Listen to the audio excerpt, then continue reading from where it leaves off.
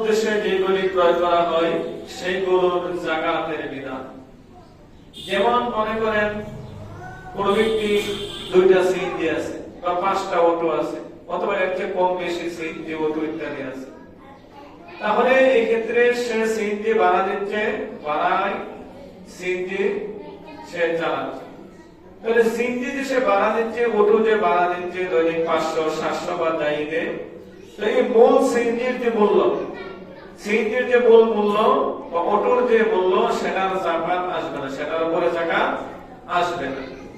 এখানে এই ভাড়াটা যেটা আসে সেটা যদি নেশাব পরিমাণ হয় তাহলে সে যাকাত দেবে। অনেকে দেখা যাচ্ছে ডেকোরেটরের দোকান আছে, তার আসবাবপত্র, কাপড়, মালামাল, টেবিল, প্লেট ইত্যাদি আছে, এগুলি সে ভাড়া দেয়। অতএব ডেকোরেটরের দোকানের এই মালামাল গুলো যে সেগুলোর যাকাত আসবে না। এখানেও একই কথা, যেগুলি ভাড়া দেওয়া হচ্ছে, যে ভাড়াটা আসতেছে সেটা যদি নেশাব পরিমাণ হয় তাহলে তার যাকাত আসবে।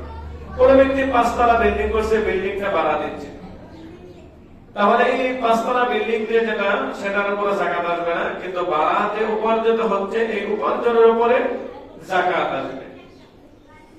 তাহলে ঠিক তেমনি ভাবে গ্যাসের বোতল মানুষে বিক্রি করতেছে, এখানে গ্যাসের বোতলটা যেটা সেই বোতলের যাকাত আসবে না, কিন্তু গ্যাসের যে মূল্যটা, বোতলের ভিতরে যে গ্যাস, গ্যাসের যে মূল্য, এই মূল্যর উপরে যাকাত আসবে, এই মূল্যটা যদি নেশাব পরিমাণ হয়।